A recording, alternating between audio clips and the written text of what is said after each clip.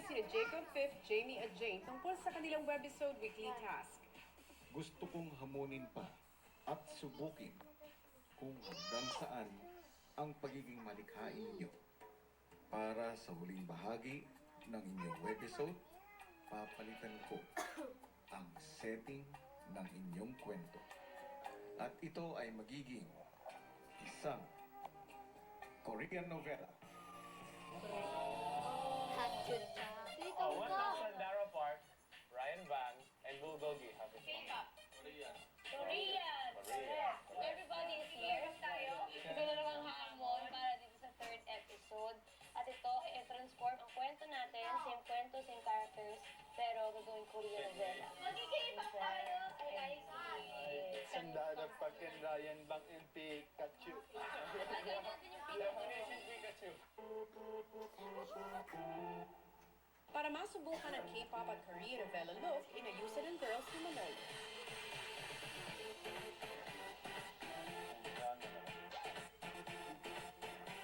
Si Loisa nagkomento tungkol sa itsura ni Manolo. Para hindi Nice shirt, pag chong. Ano yan, dork? Tara, tara. Bobo talaga ni Manolo, no? Dork. Hindi ko alam bakit ni Manolo. Stylish. Bakit naman ito na? Kayo? Ba't pakit ka? Hindi ko na lang. Huwag ka na magpakil pag matutulog ka. Yun na naman, yun na naman natulog ka. Pakil. Gwapo ba dyan? Hindi, gwapo talaga siya dyan.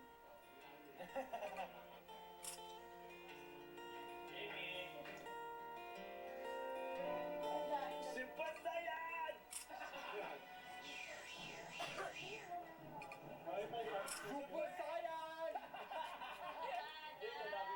Hindi mo kami matatalo, Frieza. Netong sa'yo! Simpasayan! Ano ang kakahantungan ng drug? Guys, may siya na lang ni Dragon Ball. Joshua!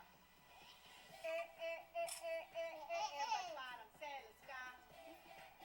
Maya-maya pa kinuha na ang mga costumes para sa K-pop webisode. Oh, Tig! Okay, wait. Four. Kayo my costume! I get to give her this! Tara. Pinagsandali pa, nag-ayos na ang housemates para sa kanilang webisode.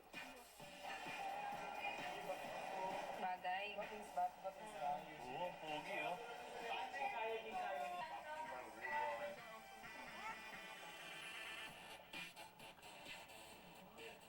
Chestro boy. Gusto mo ganyan ako ganyan? Hindi, gusto mo ipitan na lang kita.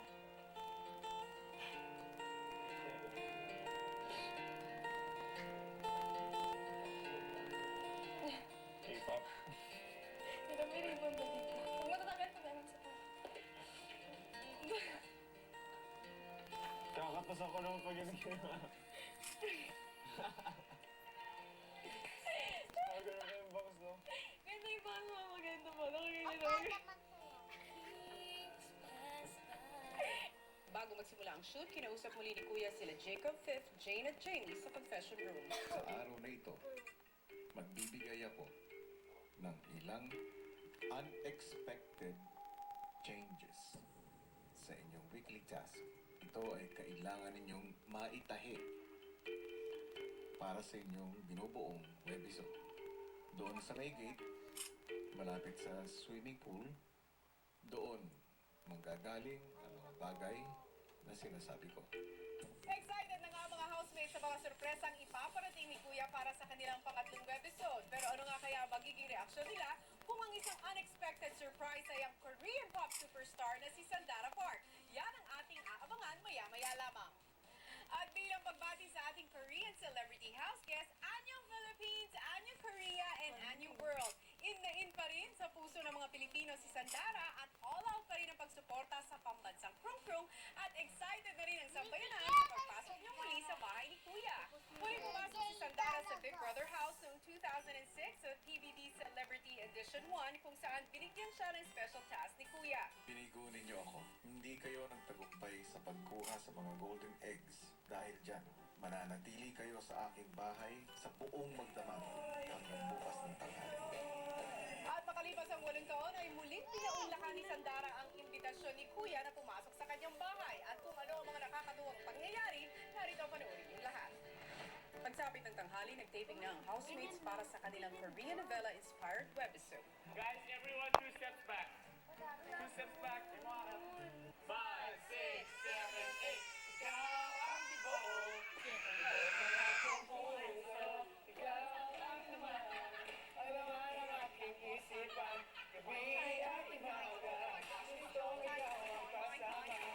Dim-dim-dap, dim-dim-dap-dap. Dim-dim-dap! Dim-dim-dap-dap!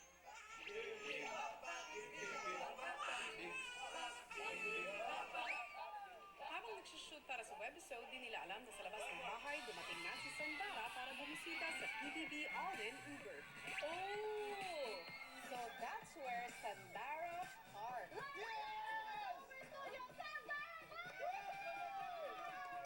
Sa loob ng bahay, narinig na ang hudyat ni Kuya para sa unang sorpresa sa webisode.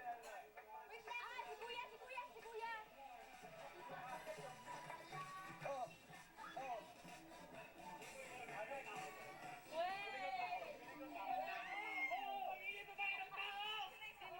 Si Myrtle! Baka si Sandara. Ready? Go! Go! Kayo na to ready. 5, 4, 3, 2, 1, go!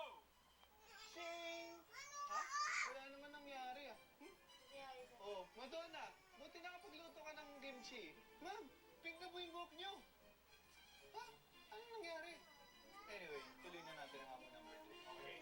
Jim, hindi mata. Ano ang mga expectations mo sa loob ng pagpasok mo sa bahay ni Kuya?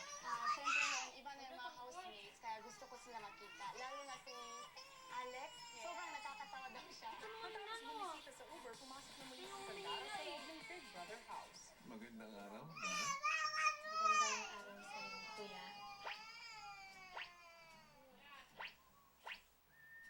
Andito ako, sa bandang harapan mo na. Hindi ko nakikita. Palabiro ko pa rin pala. Oo naman, ganun pa rin ako. Krum krum. Sandara, Yes. welcome back sa aking bahay. Medyo nervous ako. Bakit naman? Wala, kasi bago yung mga housemates, hindi ko sila kilala.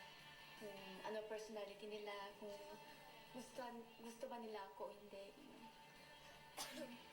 Mapabait ang mga housemates ko. Siguradong welcome ka nila with open arms. O, ano yung tinitinan mo? Kasi di ba, ilan years na nung nakapasok ako dito? Mga 7, 8 years. 8 years? 8 years. Kaya tinitingnan ko kung Ano bang nagbago?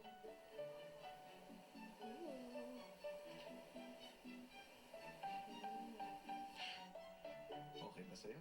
okay lang. Maganda yung room na to. Sana akin na lang to. Okay. Gusto mo itagal ako sa'yo? Okay? Or baka papasok ako dito forever. Hindi pwede niyo. May show kami. Ilang bansa pa ba ang pupuntahan ninyo bukod sa Manila? Next week, punta kami sa Malaysia. And then Indonesia, Singapore, Thailand, and many more. Sana. Wow, masyado ko palang abala. Okay lang. Masaya naman ako. Mag-iingat ka. Okay, thank you. May gusto ka pang sabihin? Wala na. Gusto ko na pumasok kasi parang naririnig ko yung mga tao sa loob. Mukhang masaya. May susundo sa'yo dyan para ipasok ka sa loob ng bahay. Kaya mo na? Kaya ko na. Sige. Salamat. Salamat. Habang nagsushoot ang housemates, tumunog muli ang hudyat ni Kuya para sa isang sorpresa. Parang children.